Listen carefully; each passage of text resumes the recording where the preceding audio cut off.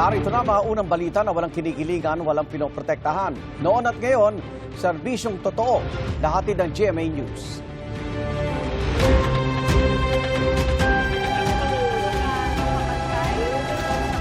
Yung wala na naman ho dito.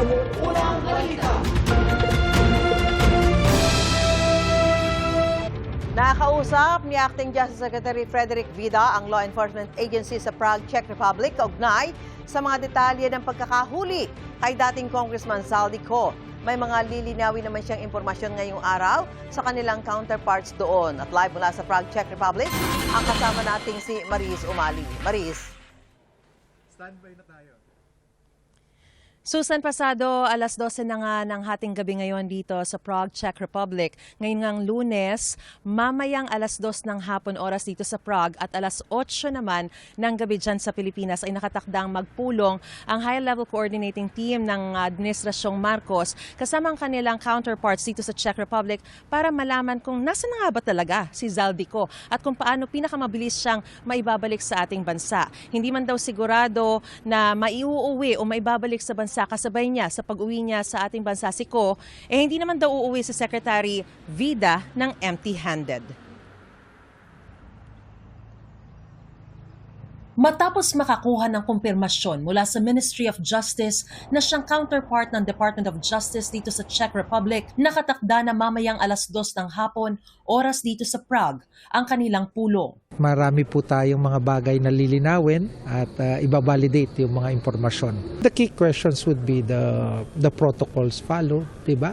And the basic question is, paano ba natin yung proseso kung paano siya maiuwi? Itatanong niyo siyempre kung nasan si Zaldico. Yeah, of course. That's the primary ask, di ba? Kasi if our objective really is the objective really is to bring him home and let him face the charges he's charged with.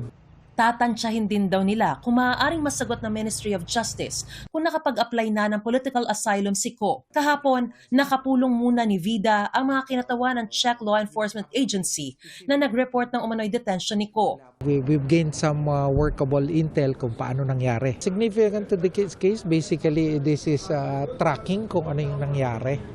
Diba? So medyo mas maliwanag na mga detalye at datos kung paano nangyari.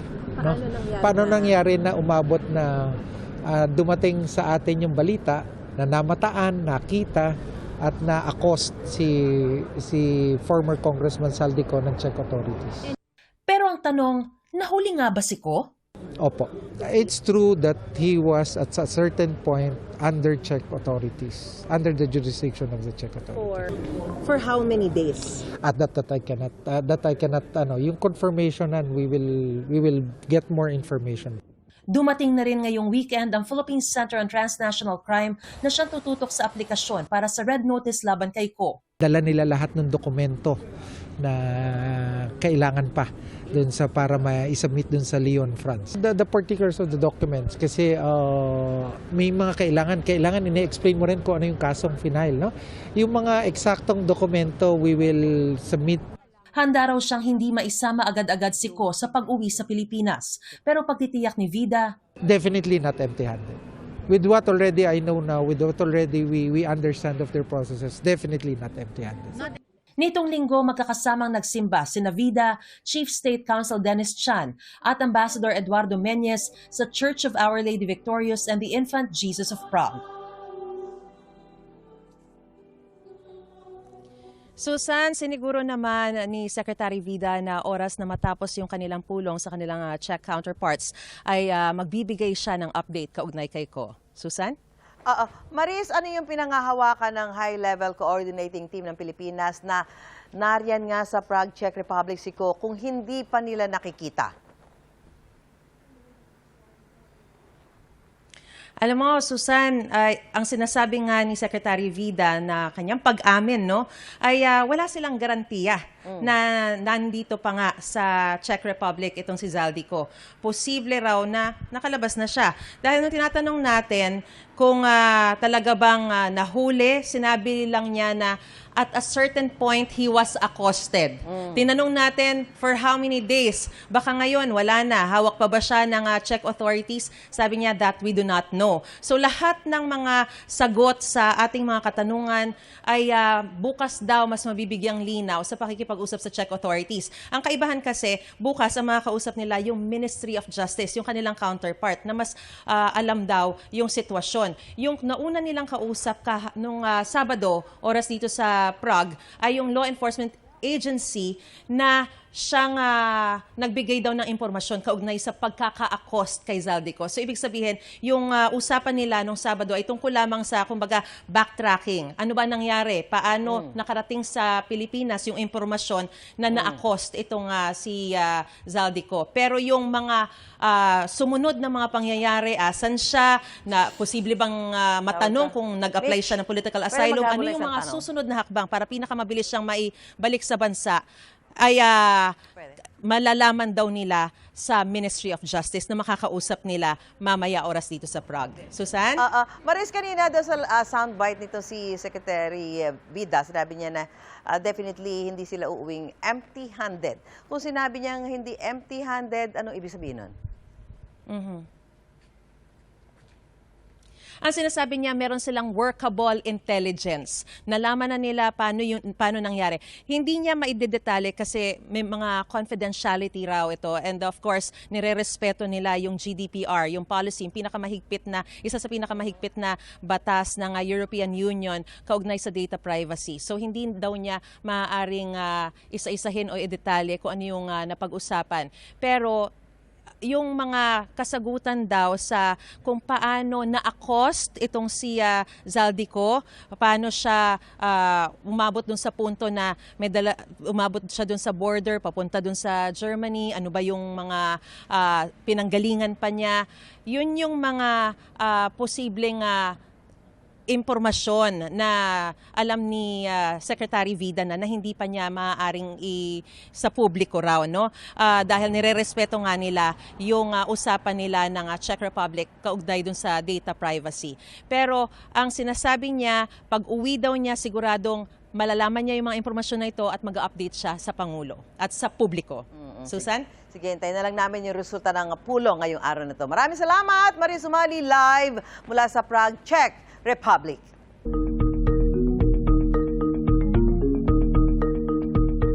Ngayong araw nakatakdang magsampa ng reklamo ang asawa ni Vice President Sara Duterte na si Atty. Mans Carpio laban sa ilang opisyal at miyembro ng House Justice Committee dahil sa paglalabas ng bank records nilang mag-asawa sa impeachment proceedings laban sa bise.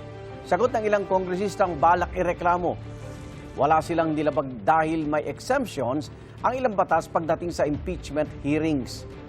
May unang balita si Jonathan Andal.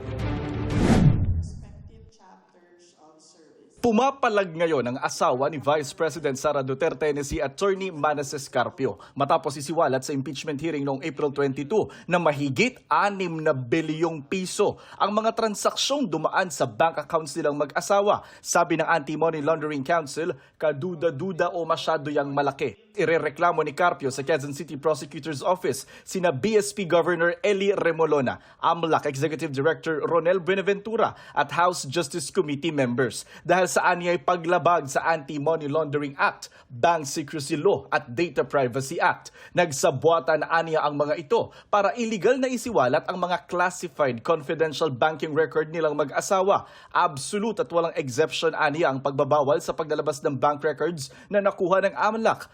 Buwelta ni Congresswoman Leila de Lima, wala silang nilalabag na batas dahil hindi anya saklaw ng mga pagbabawal ang impeachment proceedings. Tanging mga opisyal at empleyado ng mga bangko raw ang pinagbabawalang magsiwalat ng bank records. Punto naman ni Akbayan Representative Percy Sendanya, exempted ang impeachment hearing sa saklaw ng Bank Secrecy Law at Anti-Money Laundering Act. Imbes na magaksayaan niya ng papel at oras sa pagsasampa ng reklamo, paharapin na lang daw ang bise sa April 29 hearing at doon magpaliwanag. Sinusubukan pa namin kunin ang panig ng ibang irereklamo ni Carpio.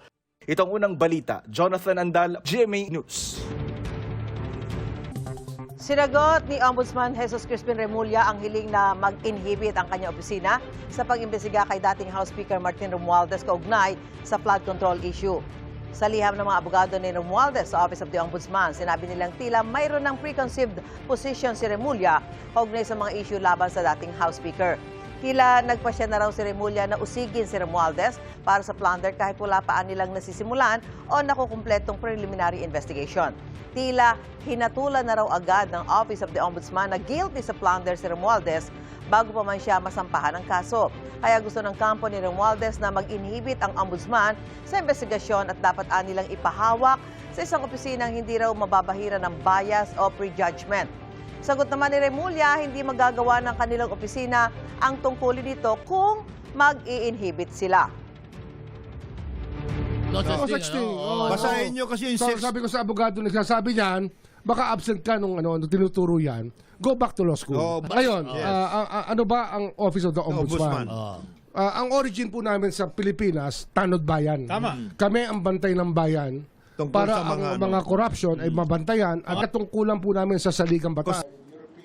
Sinabi rin ni Remulla sa kanyang radio program na may inilabas ng utos ang Court of Appeals para i-freeze ang asset ni Romualdez. Nitong Biyernes, inanunsyo ng Anti-Money Laundering Council na may pinapreeze na bank accounts at iba pang ari-arian ng isang hindi pinangalanang mambabatas, kanyang kasosyo at isang corporate entity na idinadawit sa flood control issue. Nauna na itinanggi ni Romualdez na may kinalaman siya sa budget insertions at umano'y katiwalian sa flood control projects. Sinusubukan pang kunan ng bagong pahayag si Romualdez kaugnay sa mga sinabi ni Remulla. Nagpaliwanag ang Meralco kaugnay sa taas singil nila ngayong Abril. Kasunod yan ang hinain ng ilang customer na nabill shock o nagulat sa taas singil. Yan ang unang balita ni Darlene Kai. Sa init ng panahon ngayon, aminado si Hazel na mas madalas naka-on ang kanilang nag-iisang aircon. Pero tiwala siyang pareho lang ang konsumo niya ng kuryente ngayong buwan gaya noong Abril ng nakaraang taon. Kaya laking gulat niya pagdating ng bill, 7,013 pesos ang singil, kumpara sa 5,560 noong nakaraang buwan. Alam ko naman na nagdagdag ako ng oras sa aircon, so expected na rin po yun. Pero mas mataas talaga siya, unlike last year. May netizens ding nag-post tungkol sa kanilang bill shock o pagkagulat sa biglang sipa ng kanilang bill sa kuryente. Si Ivy Ocon galit na galit. Napakarami pa raw charges na umaabot sa mahigit 4,000 pesos. Halos 1,000 pesos din daw ang tax. Paglilinaw ng Meralco, tumaas ng 53 centavos per kilowatt hour ang kanilang singil ngayong Abril, gaya ng una na nilang inanunsyo. Sabi ng Meralco, dahil ito sa paglaki ng generation charge na epekto ng mahinang piso kontra dolyar at hindi pa kasama ang epekto ng krisis sa langis bunsod ng gera sa Middle East. Tumaas yung presyo ng gas plant. So ito pinagkukunan natin ng supply, nag-reflect sila ng increase kasi bumaba din yung pera natin kumpara sa benchmark na US dollar. Natural din daw na tumaas ang bill tuwing tag-init dahil lumalakas din ang konsumo sa kuryente. Paliwanag ng Meralco, 55% ng bayarin sa kuryente ay generation charge o presyo ng kuryente na binibili nila sa power producers. 10.1% ang transmission charge na ibinabayad sa National Grid Corporation of the Philippines para sa pagdaloy ng kuryente mula sa mga planta patungo sa distribution system. 17.5% ang distribution charge. Ito raw ang napupunta sa Meralco bilang bayad sa paggawa, operasyon at maintenance, 11.7% ang buwis. 5.7% naman ang iba pang singil. Paglilinaw din ng Meralco, gobyerno ang nagtatakda at kumukuha ng pass-through charges at subsidies para sa senior citizens at 4-piece beneficiaries. Ang lifeline rate ay ang subsidiya na binibigay sa mga 4-piece yung qualified. Ayon sa Republic Act 11552 o yung expanded lifeline rate law, equivalent ito sa 1 centavo per kilowatt hour. Wala pang pagtaya kung magkakaroon ng pagbabago sa singil para sa Mayo. Pero inaasahang makaaapekto ang karagdagang 23 centavos refund para sa residential customers, pati pagbabago sa babayarang buwis. Ito ang unang balita. Darlene Kai, GMA News. Narito ang ilang dessert na hindi ka mabibitin sa sarap at sa sukat. Sakto sa mainit na panahon ng giant version ng isang pampalamig sa Esperanza, Sultan Kudarat. Yan ang dambuhalang halo-halo. Sa isang malaking kawa, inilagay sa kinudkod na yelo ang sari-saring sahog na buko, saging, kamote, red beans, ube, leche plan at iba pa. Libre po yan para sa mga residente at bisita ng pista. Ang ilan nakatikim may dalang lagayan, kaya gaya ng tabo at pichel. Bukod sa higanting dessert, tambok din sa Halo-Halo Festival ng Esperanza ang street dance competition at paligsahan sa paggawa ng modern halo-halo.